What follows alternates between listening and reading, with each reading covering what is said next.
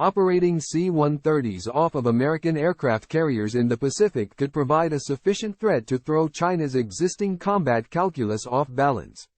As a variety of new systems and platforms work their way towards service aimed specifically at deterring conflict with China, the United States needs a near-term deterrent with similar capability and capacity to maintain a strategic edge in the interim. One little-known C-130 program out of the 1960s, combined with a more modern effort out of the Air Force Research Lab, could provide exactly that. This concept would require launching dozens of low-observable cruise missiles from palletized launchers deployed from the back of C-130 cargo planes that operate off of American aircraft carriers. And it's not quite as crazy as it sounds. This month, Air Force Secretary Frank Kendall will roll out a sweeping overhaul of the United States Air Force and Space Force aimed at undoing decades' worth of technological, and even operational, atrophy caused by America's transition away from great power competition and toward asymmetrical conflicts in the Middle East.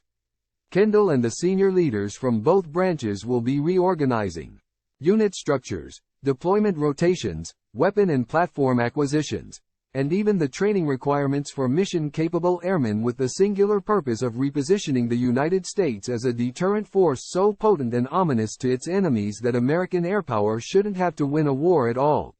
Instead, its imposing presence alone will deter would-be adversaries. But getting there will be a massive undertaking, and explaining why is sure to anger at least two different groups of frequent commenters. Those who see America's defense expenditures as bloated and wasteful will surely cringe if I explain that, despite the dollar figure of the U.S. defense budget continuing to rise, thanks in large part to inflation, America spends less on defense today, as a percent of its gross domestic product, than it did throughout much of the Cold War. In fact, if U.S. defense spending matched the percentage of America's buying power today that it did at its height in the 1960s, the 2023 defense budget would have been over $2.5 trillion, rather than the comparably paltry $816 billion Uncle Sam's gun clubs were allocated. Deterrence in a geopolitical environment similar to what existed during the Cold War is expensive. So, if we want the outcome of the 21st century arms race against China to mirror the peaceful conclusion of the one against the Soviet Union, we, as a people, will need to get over our collective sticker shock when programs are unveiled or, even worse, suffer setbacks or delays. Those same commenters will argue that America's defense budget is already bigger than the next 10 or even 20 countries combined, because they saw that fact in a meme somewhere. The truth is that the figures reflected in those memes are self-reported, and it shouldn't surprise you to learn that countries with a systemic lack of transparency or oversight tend not to tell the truth about their military spending. Recent expert assessments place China's actual military spending at north of $700 billion per year. Further, those who exercise the brand of American exceptionalism that causes them to take deep, personal offense to the very idea that the United States may not be able to steamroll over any potential opponent will also be mad when I explain that this influx of spending will be required because today's military is currently designed to win the last wars it fought, not the next ones. Today, the United States military simply cannot match China fighter for fighter, missile for missile, or ship for ship in the Pacific theater. America's sprawling military apparatus is vast, but in many ways, cannot be allocated in its entirety to any single conflict without leaving serious defense obligations unmet. And as we've seen in recent months, in Ukraine, the Red Sea, and Gaza conflicts don't wait until your resources are no longer spread thin to kick off. This means the combat calculus in the Pacific is not the entirety of the U.S. military versus the entirety of China's, but rather, the assets and forces America can send to that theater versus the entirety of the Chinese military. These challenges are only worsened by China's decade-spanning practice of closely observing American combat tactics in conflicts all around the world, and then developing weapon systems not aimed at matching the observed American capabilities, but rather at taking advantage of identified weaknesses. One of the fundamental truths of warfare is that it's much cheaper to damage, destroy, or degrade military capabilities than it is to design, develop, and build them, and China has spent years looking over America's suit of armor for weak points, and then devising strategies and weapon systems aimed directly at those gaps. This is not only my assessment. There's a growing chorus of defense officials echoing this very sentiment within the Pentagon today.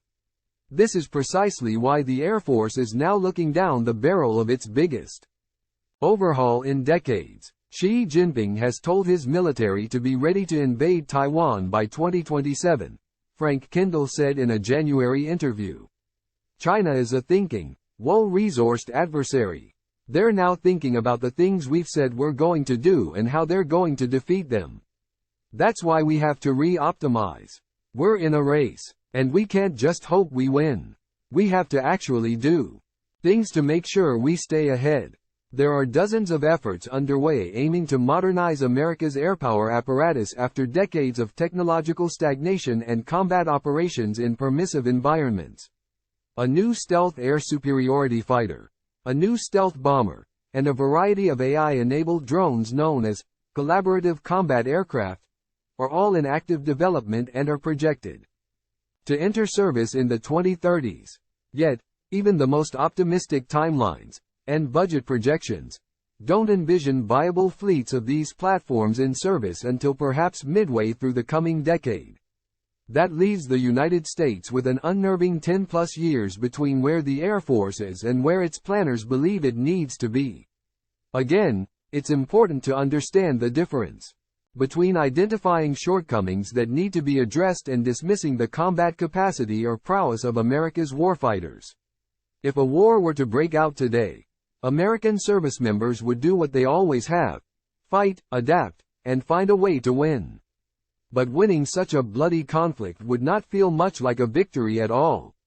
War games conducted by the Center for Strategic and International Studies, for instance, show American victory is all but assured following a Chinese invasion of Taiwan. But even the best outcomes still came at the expense of at least one but sometimes two multi-billion-dollar aircraft carriers, thousands of service members' lives, and countless aircraft lost on the runway to long-range missiles. Even an easily won war is a blood-soaked travesty. We should tolerate only out of necessity. The best outcome then is to deter such a war from breaking out at all. In a perfect world, we could do that with diplomacy alone. But diplomacy is often only effective when casting a broad, looming military shadow.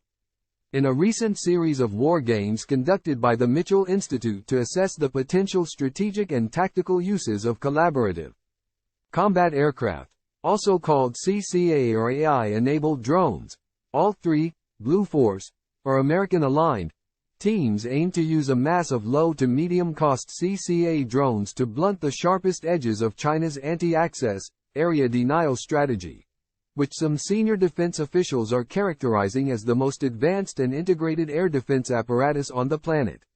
The concepts and methodologies these teams employed all called for using these drones in a variety of functions and to launch them in a variety of ways, including runway-less rocket-propelled launches and deployments from heavy payload bombers. This concept is meant to offset China's strategy, which is to use long-range cruise and ballistic missiles to wipe out local airstrips and keep American aircraft carriers at bay, forcing American aircraft to operate from further removed bases, increasing the distances they have to cover and reducing sortie rates sufficiently to make air defense a simpler exercise. This airpower en masse strategy seems entirely sound, but it's predicated on the idea of a conflict in 2030 and on defense budgets between now and then that will allow for the rapid acquisition of fleets of advanced AI-enabled drones and sixth-generation fighters required to relay commands in the fight, along with some other newly fielded autonomous systems to boot. So, what does this mean for such a conflict if the United States doesn't manage to field all that by 2030? If China has carefully watched the way the American military conducts combat operations and has developed weapons, systems, and tactics aimed precisely at mitigating those standard practices, deterring conflict with China will have to mean demonstrating the American military's ability to rapidly adapt today, using the weapons and platforms already available and relying on already proven technology, but in surprising and effective new ways.